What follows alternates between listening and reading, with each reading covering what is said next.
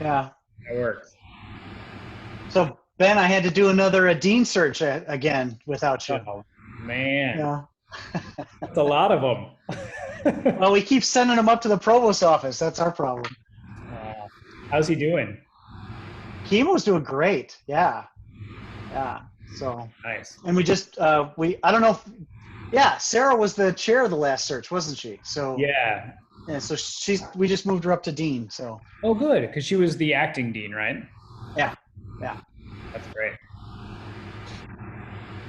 It's all good. Hey, Taylor, are you going to join on video or do you have an issue there? Can you not see me right now? I can see him, John. There you are. You got two Yeah, screens. I don't know. I was trying to use Safari earlier and it wasn't Okay. really letting me join the way. It just wasn't really working. So I'm on Chrome now, but looks like we're good to go. Hi, Nick D'Agosto. I made you Brendan muted a co-host with you. So There we go. There I am. Now I'm unmuted. There Hi. you go. Hello. Good background, Steven. Thank you. Do I look fashionable? Do you like that? Like somebody who should be working in the communication department. Looks like somebody who's been recruiting last week, doesn't it? Yeah, that's right. I'm repping my wife's seamless for her photography. That's what I'm repping. Good. This is the place I could tuck myself away from the family, so that's where I am. Oh, Allison's here. Good. Hey, Allison. Are you muted? Okay. No, I'm not. Hi. Had the same experience. Hey, nice to see you. You too. I'm happy I could join this time. That's great. So How's we've got- everything? it's great. We've got Ben in Washington and you in New York. So I'm got the actually in Milwaukee- Chicago right now. Oh, okay. I Oh, go you're to in New York Chicago? tomorrow. Yeah, I go to New York tomorrow. I've been here for the last month. Okay. Since your grandfather passed away? Yeah. Yeah. I feel like I've been a bit of a nomad for the past 3 or 4 months. Yeah. Sorry to hear that. Thank you. Was it directly related to what's going on? Directly related? No. It did make him fearful of going to the hospital at all, though. So. Sure. Ben, hello again. It's been years, but I met you a long Hey, time Nick. ago at the Circles event. Nice to see you. Yeah, nice to see you too. How are things? They're well. They're well. Good. Whatever. What can you cram into the last 7 years since you've seen a person in 2 minutes? But how are you? What's what have you done? Are you all right? Yeah, things are good. I spent 2 years in China, and now I've been in Washington for a year. I can't tell you which one's weirder. Yeah, well, that's right. Well, you will be able to tell us something, I imagine. I probably. It's interesting, man. Fascinating stuff. Wow, I can't believe you got to spend 2 years in China. My goodness. Wow. Yeah, that was fun. That Were was you all over, or were you adventure hunkered of a down? lifetime. Sorry, I cut Yeah. you off. But were you in one city? I lived in Beijing, but we went all over the place. Went to North Korea 3 times. Was in Japan a lot. Down in Indonesia, New Zealand. So it was fun. That's awesome, man. Wow. All right, that's all I needed, guys. Great to see you, though. Yeah. Take it easy. Thanks.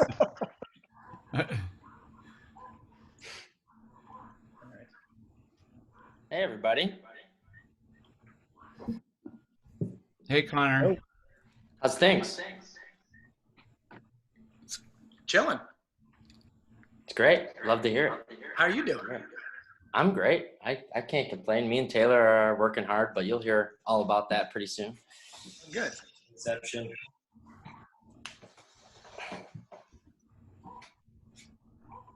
So, Allison, we had a bunch of lawyers on last time looking for you. Oh, really? So we'll see if that happens. Yeah, Craig Pintons, who's the athletic director at Loyola Marymount University. He's a Marquette Law graduate. And so he was on, and we had more lawyers than I think we've ever had. Wow, that's so funny.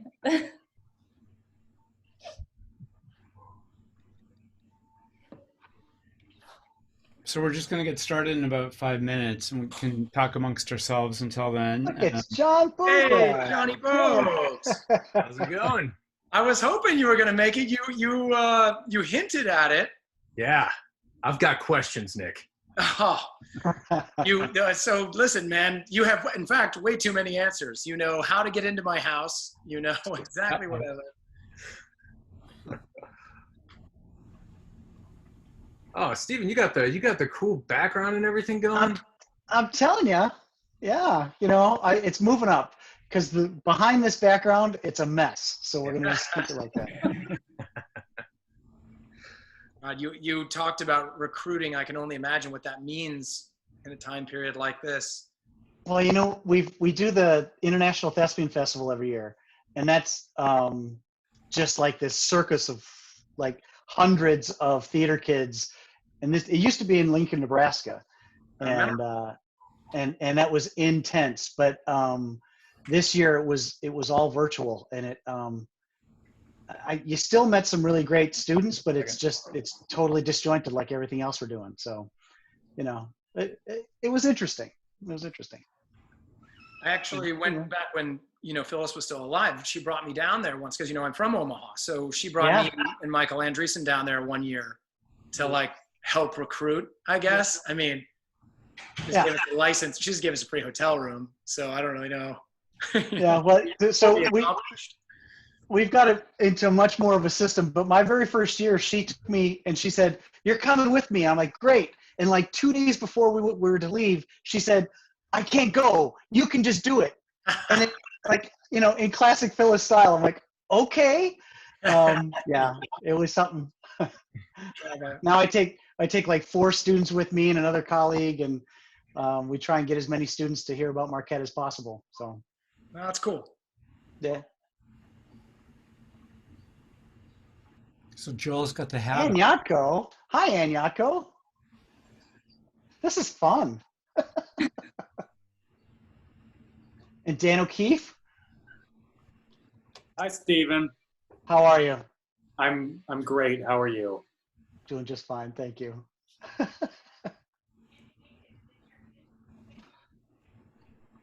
Is that Carrie? Yeah. Look at that. Wow. I must be old. I know all these people.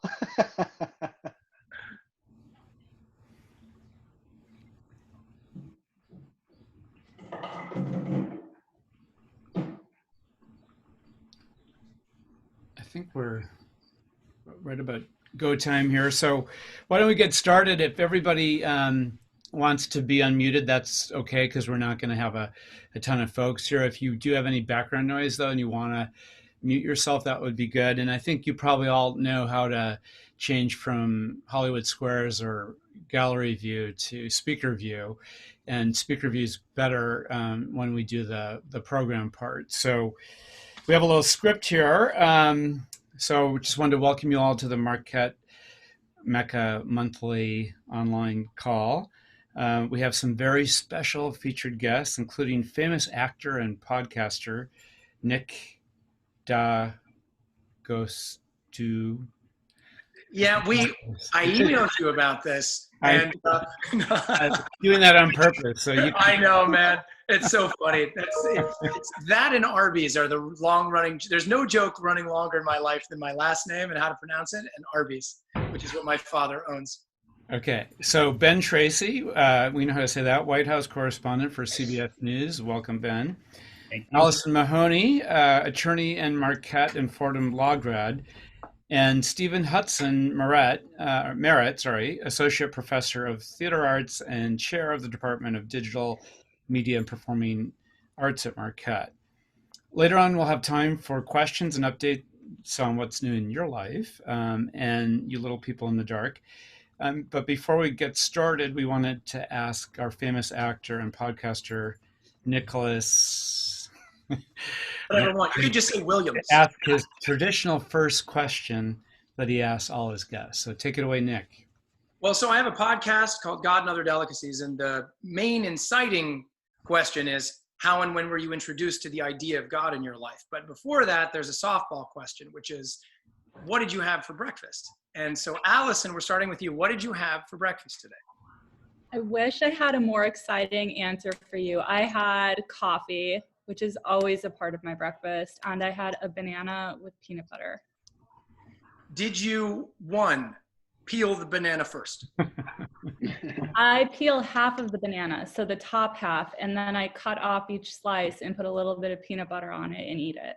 Oh, all right. See, you never know. You think it's a joke, but then you get more.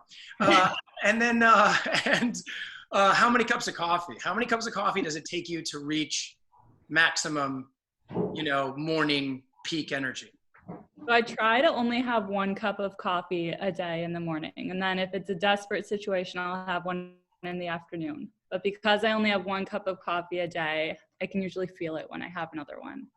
So I had 1. Right. Yes. I suppose you would. I have 3 cups of coffee in the morning. So that's why maybe you saw me already. I was drinking a Coke. All right, Ben, on to you. What did you have for breakfast? So also coffee, and I feel like my body is completely immune to coffee at this point. So I had 2 large cups of coffee, and then I went to work, and my producer was going to Starbucks, so he brought more coffee back.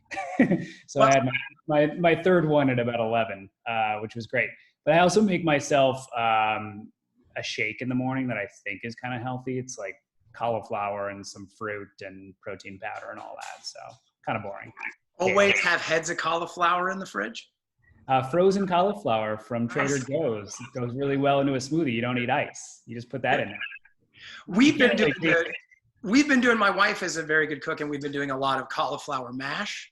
Nice. I love a cauliflower mash. We've been doing, she's been frying up cauliflower and doing, we've been doing like buffalo cauliflower instead of doing wings. I'm a vegetarian, so. But anyway, man, that's good. That seems healthy. You look like you're someone who's doing a healthy breakfast. You appear healthy through the screen. All right, Stephen Hudson Merritt, I imagine your answer is cookies. You should imagine it was cookies. That's a story for another. Yeah, the inside joke being that I used to bring him cookies when I was in school. So what'd you have for breakfast, Stephen? I had a bowl of oatmeal with blueberries, walnuts, and a little brown sugar to sweeten it up, and no coffee. I don't do coffee. What do you do? I don't do caffeine. I'm solar. It's good. You have a solar panel attached to your back? It's just me. Yeah. Stephen, I have a sense that you ate really healthy, specifically just for this morning. How often? Just this morning, yeah. I had Fruit Loops all day yesterday. Good. Sugar's how you get going. Okay. All right, guys. Well, I would ask you all about breakfast, but that will take way too much time. So, John, it's back to you, man. Oh no, I got to say what I did, right? Yeah, absolutely. Have breakfast. That's only fair. I boiled my son and I hard-boiled eggs. My son is 3.5, and I had a couple of pieces of toast. Dave's Killer bread, the green kind. How many people know Dave's Killer? Show of hands. If you like bread, change your life. Find Dave's Killer. But I did that, and one slice had butter, and the other slice had almond butter, and that was also my lunch. So that was my brunch of the day. That's great information. Thanks for sharing, Nicholas. See, listen, this is why you got to hop on the show. Right. I think you're the new full-time host of Marquette MECA. So with that, we wanted to start with our panel, and we'll start up with Allison first. We know that you have some big moves or movies planned. I wasn't sure which it is. So tell us about what you're up to. So I have lived in New York now for 12 years, and it has been very much on my mind over the past 3 or 4 years to move to Los Angeles. And so I'm trying to make that happen. And so I'm starting to connect with people professionally out there and look for a job. So I think that's the move that you were talking about. There's no movies, unfortunately. I wish there was a movie. And tell us about the kind of work that you're doing now. And you don't want to do litigation. You want to do something more interesting. What are you looking for? Right. So I moved out to New York to go to law school, and I've been practicing in New York for the past almost 9 years. And for the past 2 years, I've been a litigator at a law firm called A Better Childhood. And what we do is we're civil rights lawyers. We investigate foster care systems across the country and file class actions against states to force them to reform how their foster care systems function. And so it's really interesting. It's meaningful. There's a ton of media and politics involved. But I think in my next position, I'm ready to move out of litigation. I'd like to be in a role that has a pretty big social impact of some sort. And I don't know, I could see myself as in-house counsel, chief of staff, something like that in a nonprofit if I stay in the nonprofit sector. So I'm kind of open right now. Well, we've had a few people featured at the Marquette MECA events, like Danny Thomas, who's in-house legal counsel at Disney, and there are a few other folks, and I think the people that are on the call may be able to help you with some of that searching. So we'll get back to you as we roll through our panel here. So Ben Tracy is reporting not live at the White House. I don't see Keely or anybody else with you. So this is live from my living room. Tell us what that's like. And is the next stop the anchor desk in New York, or what's going on? No, I think Nora O'Donnell would not appreciate it if I said that. She's got that job right now, and she's doing a great job at it. I've been here for a little over a year. I moved back to the States last May. I had spent 2 years living in Asia, covering Asia for CBS. And now I cover the White House, and it's every day is a new day. It's a fascinating place to be and a fascinating person to cover. I often have friends or family, they'll say, oh, this must be so hard. How do you do it every day? But from a story perspective, it's fantastic. It's like, everything is fairly novel and very different from what it's ever been before. So if you're in news to cover things that are new and different, this is about as new and different as it gets. And of course, there's days where it just seems totally crazy or you feel like you're being lied to by a press secretary, but that happens in other administrations too. So yeah, today we were covering we got a copy of the book that the president's niece just wrote about him, which is not at all flattering. And so that was a big chunk of our story tonight. So when you say you go to work, do you actually go to the White House, or do you have an office near the White House? No, I actually go to the White House. So I wouldn't even call it an office. It's like a closet. It's basically like a cubby where 3 of us work. Now we're down to just 2 of us at a time because of coronavirus. It's been very strange. I mean, now if I work the evening news shift, which is what I am this week, I work from home for a good chunk of the day. And then I go down there for like the last 2 hours before the show and then do my live shot on the lawn. If you're the morning show person, you're basically there all day. And we're trying to keep as few people in the space at one time because it's very tight quarters.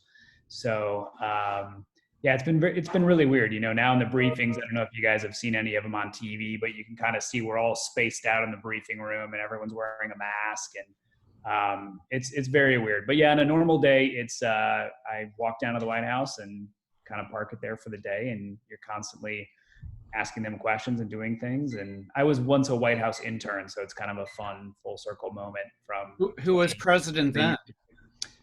President Clinton. It was the summer before my senior year at Marquette. I did the Aspen program in DC. Oh, right. And intern in the press office. So it's kind of weird to come back to it.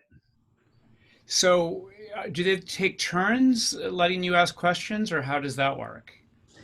They call on you. So the press secretary, she's actually pretty good about pretty much working her way through the room and calling on people. The president, there's a couple people that he knows really well, and he typically starts with them. If in this administration, if you work for Fox, you're likely to get the first question. So it just kind of depends on the day, but and it also depends on what kind of mood they're in and what you've covered recently and if they've seen it.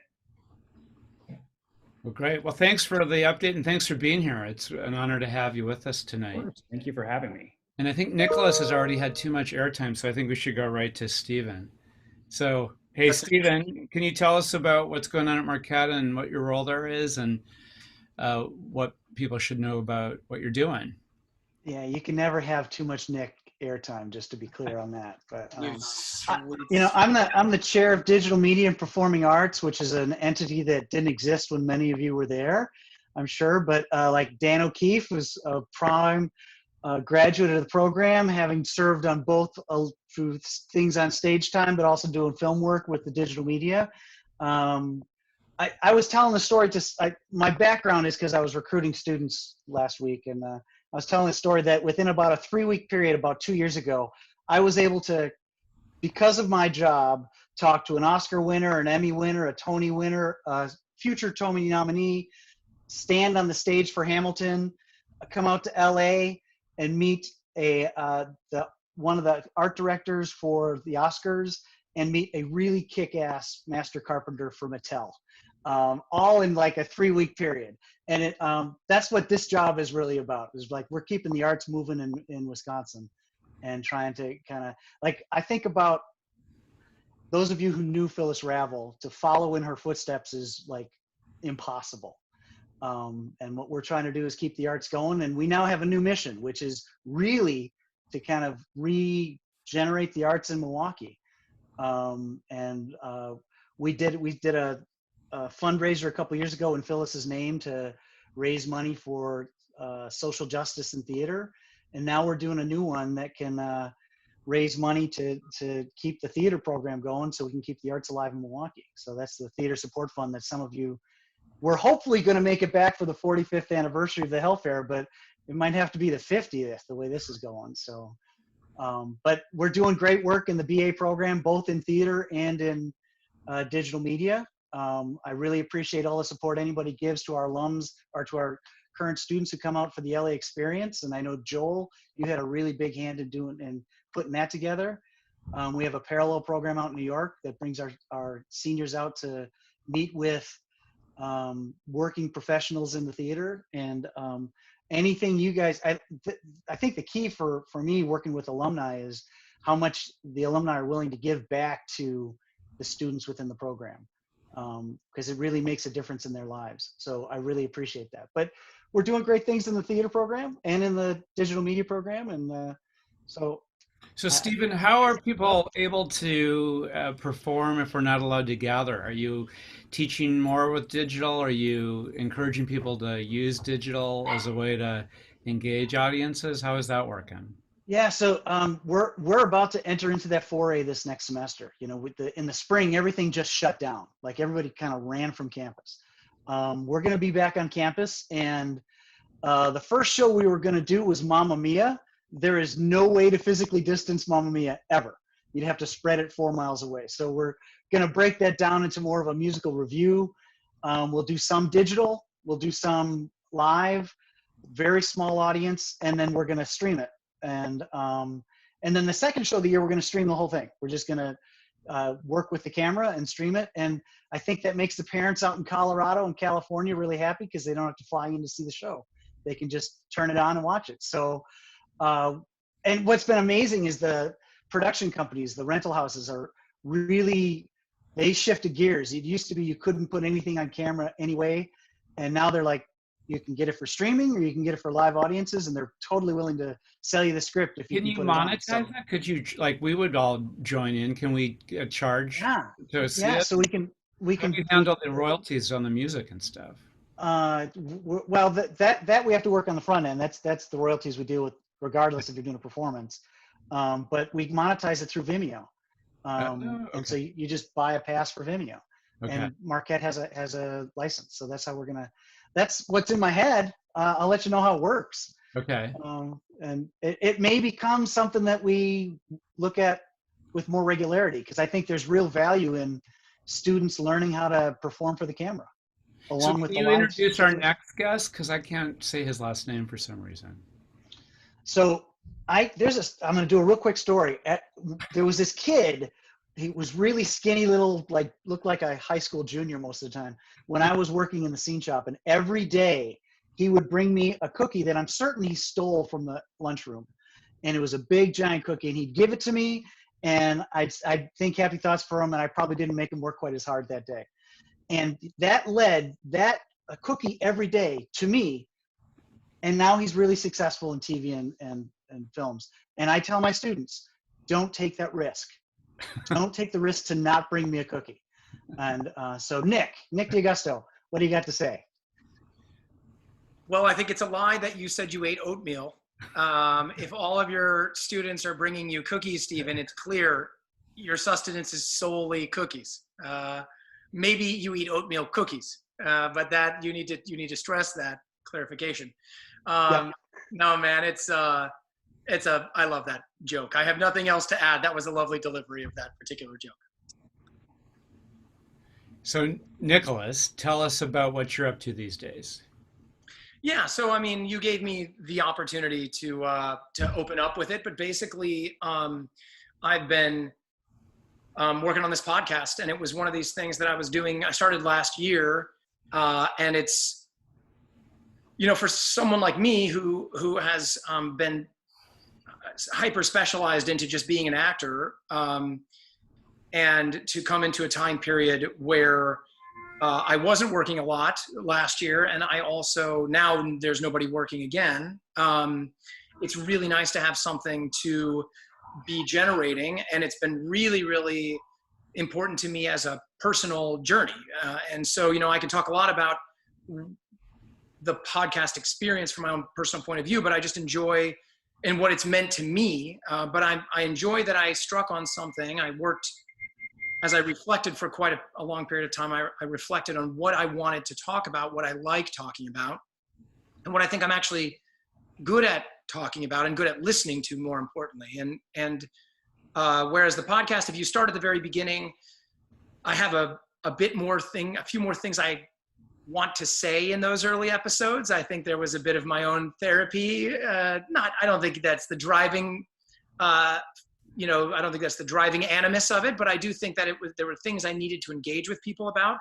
And one of the things that was really fascinating to me, and in fact, I'd love to hear from Ben about this. It's not the same topic, but I'd love to hear about your perspective in a career of this type of listening. How quickly I stopped having such strong opinions and began to see very much what my hope was the thing I began to achieve much more quickly than I thought I would, is that I wanted to create a human bridge. I find that religion in my life has often played out more divisive than politics has, and politics can be barroom chatter and people can get fired up, but religion can genuinely hurt feelings. And I wanted to try to create an environment where people didn't feel threatened and didn't feel like if they were deeply faithful that they were going to be hoodwinked into some gotcha question, or if you were deeply atheist, that you were going to be like proselytized to. And I really just want this to be an opportunity as, a life journey through the lens of religion. And really for me, it's just about human contact. So catch us up for those of us that haven't read your full Wikipedia page, which is very informative. Probably less than what I just gave you right there. We're a 17-year-old middle child of 5 kids in Omaha at Creighton High School, and you were discovered for a movie called Freshman. Tell us about that. Tell us about that experience, and then bring us up to date on all the things you've done between then and now quickly. Oh gosh. Okay. Well, yes. So Election was the movie that Matthew Broderick came to town for. Alexander Payne. It was his first most successful film, and he was nominated for an Academy Award because of the success of that film. And the role I had was maybe a 10-minute role, but it was significant enough in a film that was so critically achieved that I got representation off of it out in LA. I still finished the movie came out my freshman year of college. I shot it the senior year of my high school. My senior year of high school, and I finished my degree at Marquette, moved out after, and I've worked pretty consistently over the years. The biggest things I've done are movies like Fired Up and Final Destination 5. I've had regular roles in shows like, Masters of Sex, Gotham, and Trial and Error is probably my my favorite role so far, but I've done a lot of other roles beyond that. And so I've had a healthy acting career, but I turned 40 this last year. I have a child. I wanted to start engaging in conversations that that I got to produce and I got to initiate. And if I have one small thing, I'll close this with to the people out there. Of course, I can talk more about it, but to young talent, is to just to diversify and to create artistic opportunities for yourself that you can produce and that you can run, and that are not only, that may eventually lead to some sort of monetization, but they also, you just need a time, you need to be able to sustain yourself from a creative and artistic standpoint. So who's your favorite co-star? From all my previous projects? Yes. Oh, you know, I'll just say this because he comes to mind so often, but I cannot say enough about John Michael Higgins. He goes by Michael, but anybody that knows him by name knows him. I mean, you know him then if you know him by name, you love him, but he's best known for being in all the Christopher Guest films. He's one of that cadre of performers, and in like Best in Show, for example, he played the flamboyantly gay, you know, a partner to Michael McKean. Okay. Is that right? Michael McKean? In Best in Show, yeah, probably. Yeah, I think it's Michael McKean. So anyway, he has remained a friend. He'll be a guest soon. He and I are talking about when we can see each other face to face again. He'll be on the show. And so that's one of the joys I have too. I've had a number of people that I've worked with on the show. A lot of people from Trial and Error have been on the show. Great. So let's ask that question of Ben Tracy. Ben, who is your favorite interview? That's hard. That's really hard. I do get asked that often, and I never have a good answer. You with Bo Derek on CBS Morning. That was fun. That was probably more fun for my parents, who got a kick out of that, especially since we opened the piece with us walking on the beach. Yeah. We went full cheesy on that one. Actually, you know what? Someone that I really, really enjoyed interviewing was, I have found that over time, the stuff that I've done for CBS Sunday Morning is probably my favorite stuff because it's long form. It's typically about the arts or some interesting topic. But I like interviewing musicians. They just tend to be really interesting people. And Sarah Bareilles actually was one of my favorite people that I interviewed. She had just broken up with a long-term boyfriend and was writing an album basically about the breakup, and seemed to be in a fairly vulnerable spot, but was also willing to talk about it. So it was just kind of an interesting time to get a window into somebody's world. And I remember we were at her like beach house in Venice in California, and she was playing a song off of what was going to be on her new album. And then we sat down and talked, and halfway through the interview, she looked at me, she's like, "This feels like therapy," which is actually a nice compliment. But it's one of those things where you don't want to take advantage of a situation that somebody's in, but just kind of explore where they're willing to go. And she was great, just like really open and very interesting. So I really like that, but probably my favorite experience, it was one of the worst interviews I've ever done, was Brian Wilson of the Beach Boys, because he's so kind of fried that you can't really talk to him. Like, it doesn't fully make sense. But literally 3 of us sat in his den one day while he played Beach Boys songs. And it was just kind of amazing, like to sit there while he's on the piano. And those are the moments you have where you just pinch yourself and you're like, wow, this is crazy. He was playing God Only Knows, which is my favorite song from the Beach Boys. So it was cool.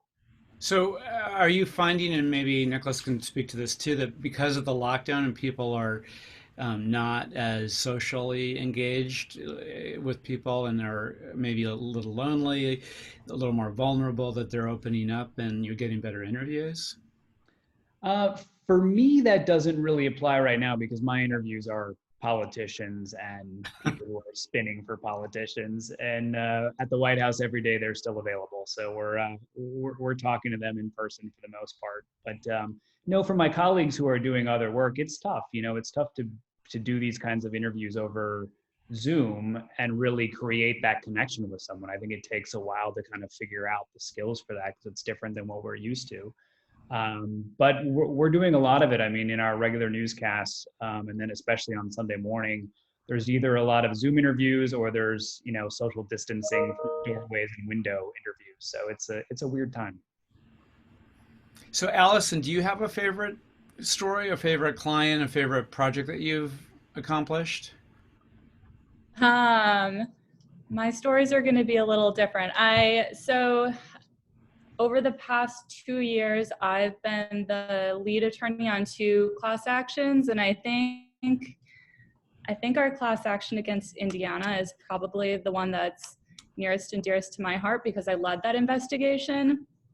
And so I was out in Indiana every month for about 9 months, talking to people who are involved with the foster care system in a number of different capacities. So service providers, heads of residential facilities, kids, foster parents. And so I made a lot of really interesting contacts out there. Of course, we also spoke with a lot of reporters and people who were involved in different legislative initiatives in Indiana. And that case was kind of on hold for the last 6 months or so, and now it's starting to pick back up. And so I'm looking forward to seeing what happens, but I'm really hoping that we're able to turn the foster care system there around. There's a lot Are you of seeking problems. monetary damages or just a change in regulation or, okay. Yeah, in our lawsuits, we never sue for monetary damages. Okay. It's called injunctive relief, and so we try to have orders put in place to make the agency literally change how the entire system functions.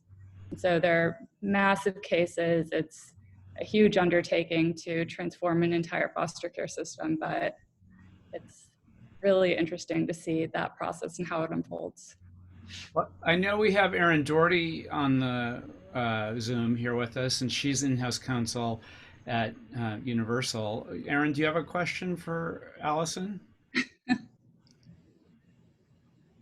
Erin, are you muted? I don't see I'm on mute. You know what? I actually had the opportunity to actually speak with Allison, so I probably, we had that good chat about her moving out, and to, why LA, which, it was always interesting to hear their take and what they're trying to do and trying to talk to other alums. So I just, have you been able to, I know you spoke with me and I know you spoke with John, have you been able to connect with others? I have. I've actually connected with quite a few people out there. And this is, as unpleasant as the COVID epidemic has been, it's also been a great time to speak with people because everyone's available. So yeah, I found that people in LA have been very happy to chat and spend time with me on the phone or on Zoom, which has been really nice. So we don't get in trouble. Are we allowed to say that you're moving now, or are we supposed to keep that on the QT? Well, I'm still employed at my job in New York, so as long as you're not telling my boss. Okay, I gotta take this off the Facebook. Yeah. Sorry. We're live streaming. Can I jump in real quick? Actually, Allison, I don't have I don't. It sounds like you have a lot of people you're connecting to, but simply since we're in a forum here where we're all throwing spaghetti at the wall, I actually work really closely with a nonprofit called The Life You Can Save, which is inspired by the work of Peter Singer, who's a social philosopher for effective altruism, and a social philosopher, and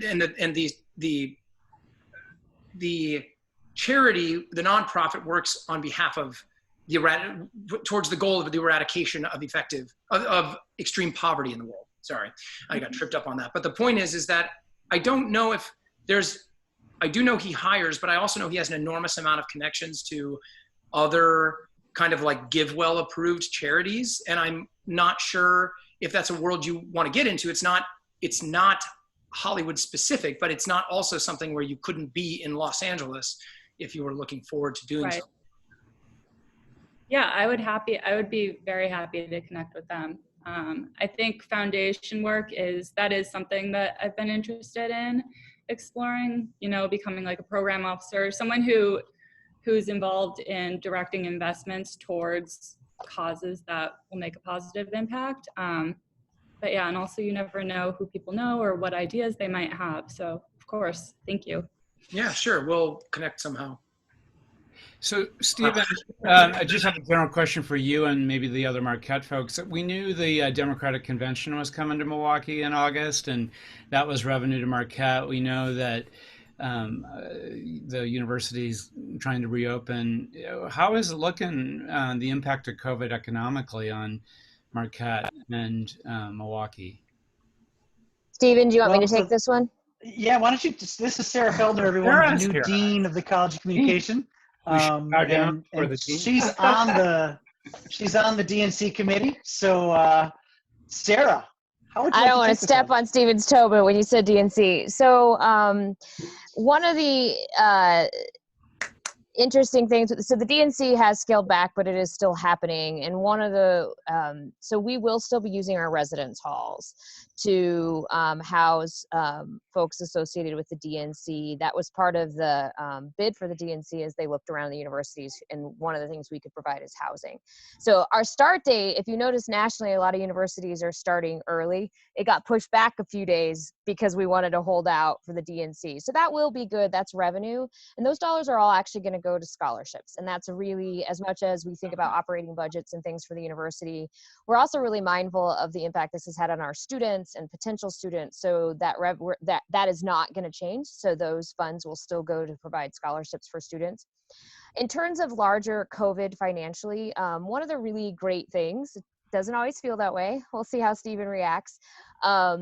We took a hit in the spring. We returned revenues from residence halls when we didn't come back, but Marquette made some pretty quick and decisions in that we were able to close out the fiscal year balanced. And some of our Jesuit peers were not in the same boat, so they're recovering last fiscal year and planning. We are looking at about 13% smaller first year class, or 13%, off of what we were hoping.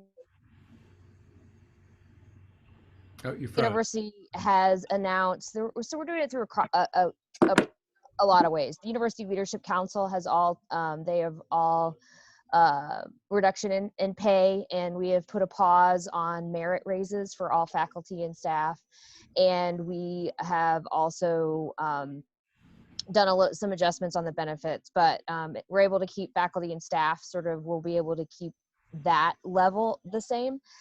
And then one of our costs is for COVID. So we have a fund set aside to provide cleaning, testing. I think we will be doing testing, but there is a plan to end this fiscal level, but it has taken a little bit of adjustments going into it. So that's sort of the quick answer to where we are. Great. So why don't we get started with questions? Who's got questions of the panel?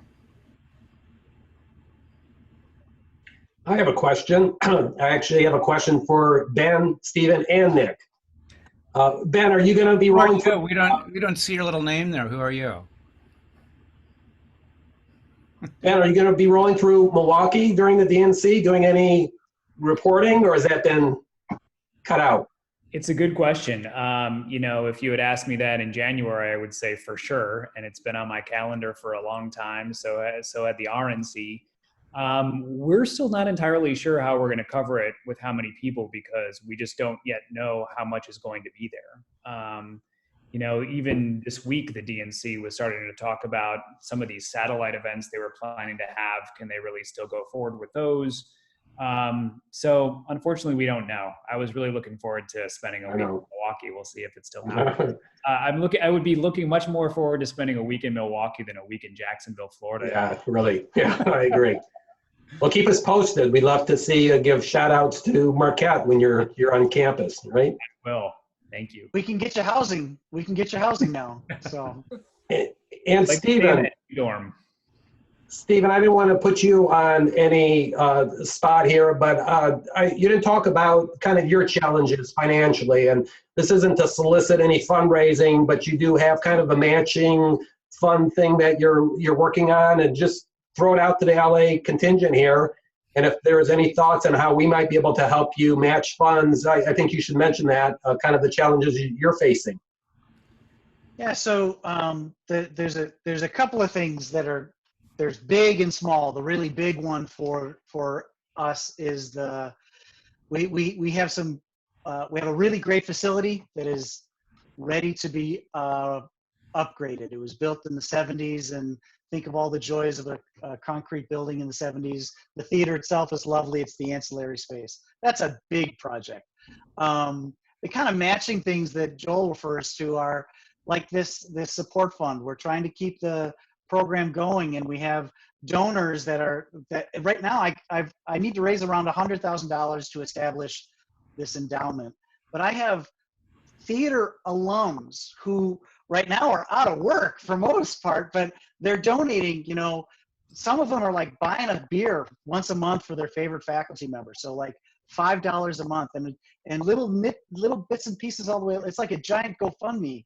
And we've raised half of the $100,000 that we need to raise already, with people who are just scratching at it to try and put it together. And we have a couple of people who have done some foundational kind of like $5,000 gifts to get it started. And that's the kind of thing that we can establish and really create the foundation for this program going into the future. There's another thing that I didn't talk about that's right on the cusp, is we're working with some of the, I'm working with an actress in Milwaukee, an actress of color, to see if we can develop a theater company that works with alumni in Milwaukee of color, and we do a show probably twice a year to highlight the students and alumni of color, to give them opportunities and a voice that we just haven't been able to provide on campus yet. So these are the kind of things like that support fund would help keep that afloat as well. So there's lots of different ways but the other thing, like Joel, the thing that you guys bring the digital media students out for, that's a foundational sort of thing that really moves the students. And that takes money to happen as well. So any way that people can give back is really, really, really welcome. So thank you. And the last question, Nick, is there a link that we could sign up to your podcast? How do we find it? Is there a link maybe you could send to John and we could just click and be subscribed to your podcast? Oh yeah, absolutely. Yeah, you can find the podcast on any platform where you like to listen: iTunes, Spotify, Google Play, or you can go to my website, which is you can find it through that. But you could just go to iTunes and type in God and Other Delicacies. It's an ampersand too. We'll get you there even faster. But yeah, and I can absolutely send that and pass that along so that everybody doesn't have to find it now, but can just click it later. That would be great, because there's a lot of members from the West Coast that aren't on this call, but John can send out a blast and maybe pop up your subscriptions there. Oh, I mean, Joel, it's a huge, I would really appreciate it. I mean, honestly, if people were going to do me the biggest favor, would be to like hit 5 stars on iTunes.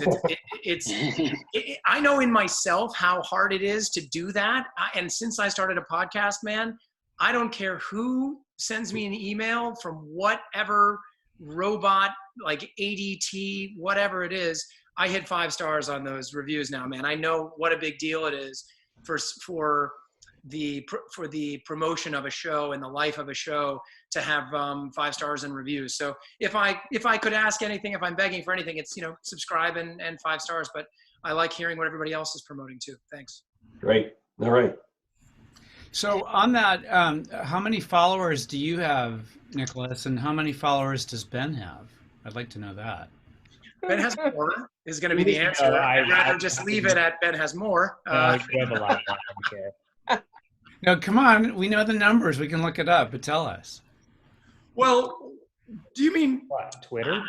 People my followers are, my guess are my followers are a bit more paper tigers than Ben's. If Ben has, they're following him for information they're receiving. They probably saw me in a show and then thought that I would say something bad about somebody else in the cast, and they don't pay attention to what I say anymore. Okay, so you're 23,000 on Twitter and 19,000 on. You're really gonna push this. You're really pushing this. And Ben, what do you have? That's more than me. I think I only have like 13,000 on Twitter or something. On Twitter? Like that. Really? Wow. So the weird Yeah, thing but no about one listens to me on Twitter. I bet you actually deliver real information on Twitter. Well, yeah, sometimes. We all need to follow each other here. That's. Can I ask Ben my question that I wanted to ask earlier? Can I ask Ben? Can I ask you that question I wanted to ask you earlier, which was, in my world, as I listen to more people's stories about their faith journey, the more ultimately the more universal I want to become in my perspective on what faith and spirit means. Do you feel that in the world of politics to some extent? Do you find the more you know it, the less you feel you know it, or the less you feel like you, or do you feel like it, the more you see inside in your world, the more defined your viewpoint has become? I think it's probably the latter, that it more reinforces some of the things we all think and know about politics. And I would say, I'm very, very grateful for my job, and this has been an amazing experience to see this up close. No matter who is in the White House, it's a fascinating thing to cover and see. But I think if there's anything that I really struggle with this versus what I've done in the past is just how narrow it is, that it is so focused on what one person said or did, and kind of the reaction to that. And I think President Trump is a unique individual in that way, and that it is kind of a constant whirlwind of what did this person say or do today. More so than covering an issue, we cover a person. And that's different from what I've done in the past, which felt broader. And, some of the things you were saying really resonate with me about when you do interviews and about kind of learning more about listening and the kind of information you're trying to elicit from someone than anything you're in particular saying. And I think that's a real skill that you just learn over time, and it's about connecting with people. And it sounds like you're now with your podcast, like in a real format where you can do that in a fascinating way. Yeah, thanks. I mean, I it has been for me. I do find it to be really beneficial, but it's interesting to hear you speak about that. Yeah. I don't know. I guess there's the weight here. I think there's a somber element to what you're saying, right? I mean, there's a somber element to politics in general right now, and there's just I think that I think that you're articulating something very clearly that we all intuitively understand, which is that it's just become this reality show of one star. And do you think that the world will? Can you envision a political conversation that returns to the way it used to feel, even if, say, the presidency flips this term or the next term? Do you think that is your feeling that this has rewritten the style of this for the long term? I think it's both. I think there's now a very different bar for behavior that's allowable, if for no other reason than it's happened before, for a future president now. But I do think there will be a return to something that's a little more on the level, just because I think overall voters want that, whether they support the things that President Trump supports or not. I think there's a certain level of stability people would just kind of like to see again. But I think we should also not kid ourselves. It wasn't always that civil with President Obama, especially a lot of the reaction to him. So it's different. But I mean, I think if Joe Biden were to win, I think there obviously would be a very quick tone change. And I think he's explicitly running on that, saying that this will be a little return to normal for Americans. And I don't know if Americans will take a deep breath and say, oh, thank God, like we get a break from this, or if they're going to be like, this is boring. I kind of miss the show.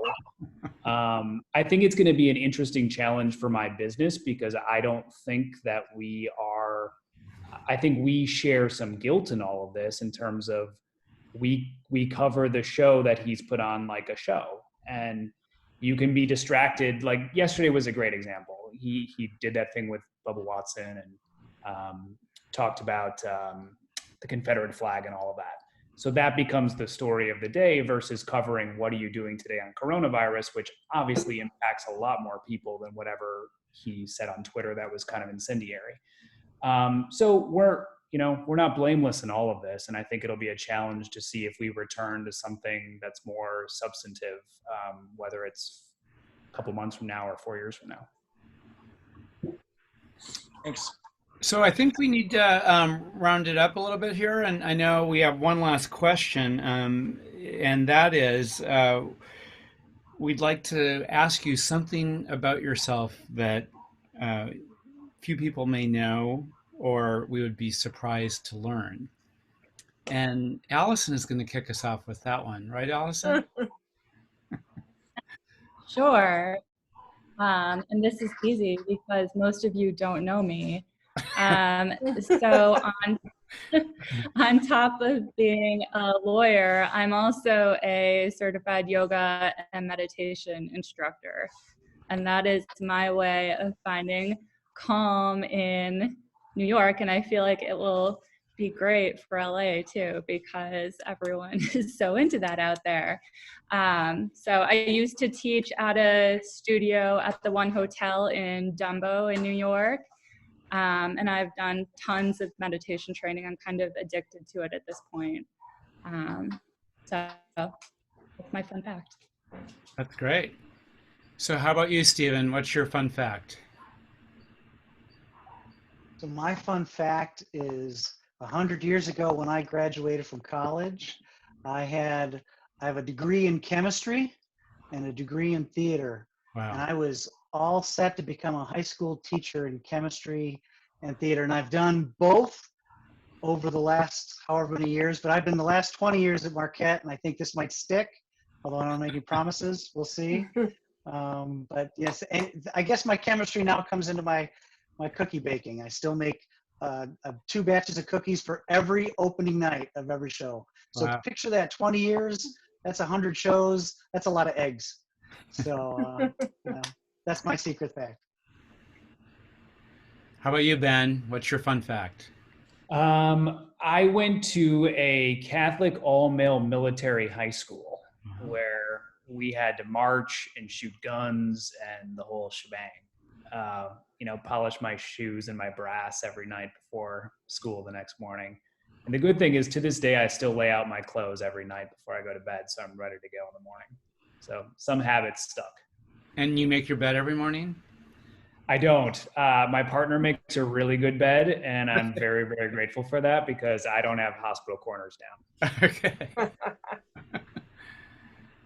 And Nicholas? I thought I'd give everybody a little embarrassing story. So in high school, senior year, I was kind of one of the big dogs. And so I got to, in the theater department, and so I got to sit as like the kind of the host with this like local radio DJ as we were doing the big annual fundraiser for I went to an all-male Jesuit high school. I did not go to a military school. That sounds fascinating, Ben. Can I have you on the show someday? But I was like ripping through, and that's all these things, go to a 4-day paid vacation, and then somebody else starts, running up the bids or whatever. And then I'm the one reading all the descriptions. And one was, a dinner out at this really fancy restaurant in Omaha, Nebraska with hors d'oeuvres and that sort of thing. But I'd never seen the word hors d'oeuvres before. And I said, with whores divorce. So I tried to pitch everybody on getting a bunch of whores divorce. And my teacher came up to me afterwards and was like, whores divorce, huh? I was like, yeah, what's the problem? I mean, it sounds really nice. I came from a family that ate appetizers. We did not go out to places that had hors d'oeuvres. So any other questions for the team here? I wanted to mention to Ben that I went to school down the street from you, a little high school called Cretan. That's actually literally Yeah, That's most 5 of my life in blocks. St. Paul. Yeah, that's 5 blocks from where I grew up, and my sister and my mom went there. Wow. Wow. That's cool. Thank you for sharing that. Well, my mom went to Durham before, when they were still split apart. Very good. John, I had a quick question for Nick, if you don't mind. Sure, go ahead. Hey, Nick. So I was listening to the Joe Rogan podcast a couple months ago, and the guy who had just had coronavirus was on, and he seemed to kind of challenge religion in this age. And this was even before the protests, but just at a restless time, his point was the time to attack religion. Obviously, this guy, clearly, I think he may have been atheist. He was an actor, Michael Yo. I'm not sure if you're familiar, but curious if that has come up in your conversations on your podcast, or just like with so much unrest, how you've tried to approach that. I know that's a very generalized, open-ended question, but maybe just one or two conversations that have been kind of spurred by everything going on around us.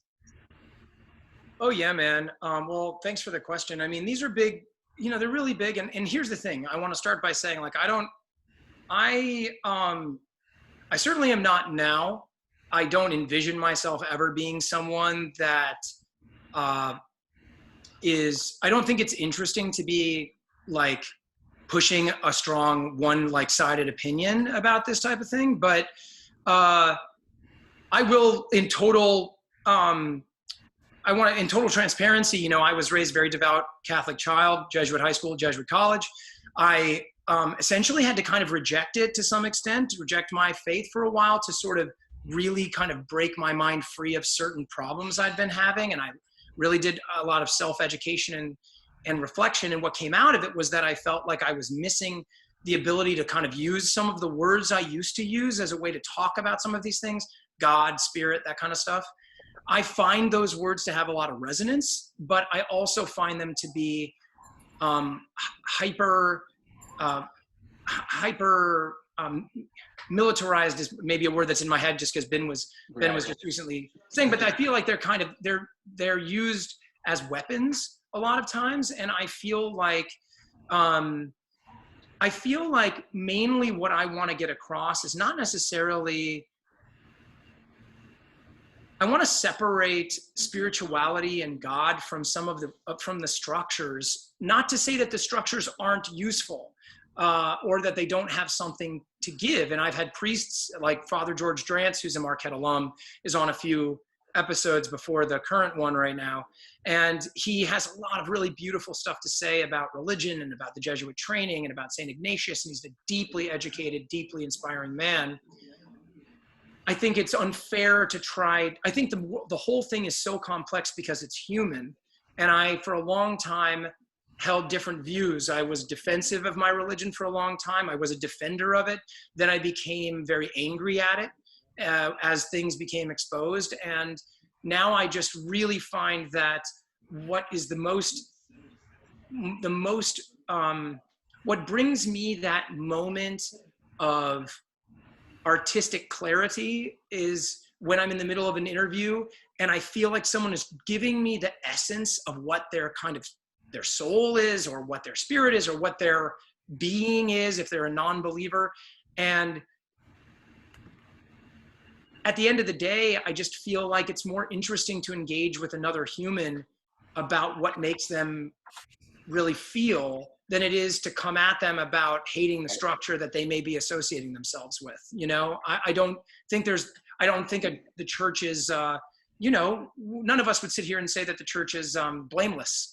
But also I think that there's something to be said when you talk about people that live and study the world of the metaphysical. And I guess that's a long way to try to talk about your answer, but I don't want to try to make a soundbite either of this. Mm-hmm. I didn't get into this to try to have sound bites in particular. It's complex because it's human, and what happens to you in your life dictates how you feel about it. Got it. Does that feel like it answered it for you? No, yeah, it absolutely does. And I think it's an excellent approach, in your position and hosting the show that you do. I think that's a very appropriate approach to it. Thanks, man. And I'm excited to listen. Cool. And we've talked about podcasts a little bit tonight. I know we have some people that are on Zoom here that also do podcasts. And Nicholas is going to be featured at an upcoming forum on podcasts with CNBC and some other folks. And we'll send out the information about that. But podcasting is a huge new tool for marketers because it allows you to know who your audience is. And I think Rogan is he's the #1 podcaster now, right? And the format can range from a 30-minute podcast to 3 hours. I mean, he's all over the place, and trying to figure out what people are doing with this new medium is kind of fun. Are you doing any podcasting, Ben? I'm a guest on podcasts once in a while, but no, I don't have my own. We have one at CBS that's kind of our politics podcast that's hosted by Major Garrett. So he'll have us on, the White House correspondents, periodically to talk about whatever has happened that day. But I think it's great. I mean, I listen to a ton of podcasts. I mean, for me, it's even at the gym, it's replaced music, which is a crazy thing for me to say. And I'm kind of constantly listening to them. And mine are all over the board. Some are politics, some are philosophy, some are just random stuff. And it was our Jesuit education that taught us to really want to listen to all this stuff, right? Exactly. Well, good. Any other questions? Sarah, did you want to close this out with the last one maybe? Because you're the dean. I just, thanks for letting me join in. It's great to listen in. To those of you I've met, it's good to see you all in Zoom land. Those of you I haven't, I look forward to meeting you, and I'm going to try to just keep dropping in. So if you have questions, you can let me know, and I will do my best to answer them along the way. But thanks for including me. So is there a coronation or anything that we should look forward to for you? No, and it's a little different when you start in the middle of a lockdown and a quarantine. I think it was sort of actually I'm currently on vacation. We're up in Minocqua, Wisconsin, and actually I was here the day that the dean job wasn't out. So apparently when you are on lockdown, you get to be wherever you want to be when dean things change. So but it's great. And John, I really appreciate you looping me in on this. And so I look forward to working with all of you. It makes a big difference. As Stephen said, it makes a really big difference. One of the things I'll probably start tapping for you, I will admit I take notes.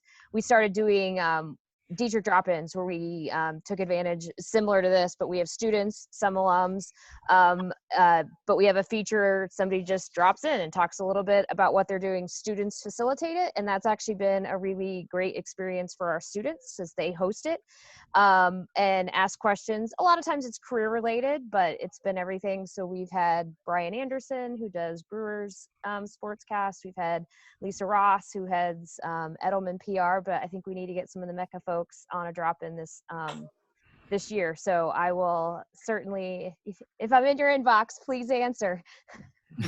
Great.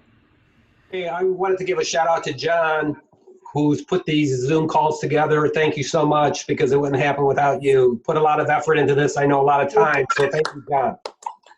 Thanks, Joel. Well, it's great to see all you today, and I think it's inspirational for us to get the combination of the Marquette folks and the East Coast and West Coast folks all together and know that we're all part of the big Marquette family. So with that, we have the next show, Tuesday, August 4th, and Nicholas has generously offered to host it because he thinks he can be Seth Rogen someday. So yeah, man, that just you're setting me up for failure, John.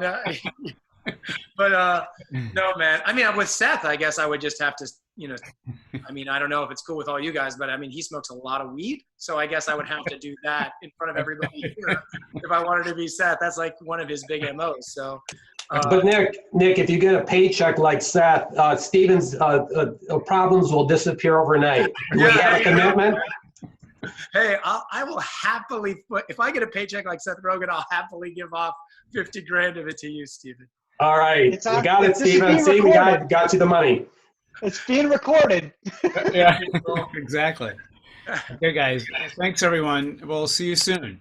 Take care. Thanks, John. Thank you. Thank you.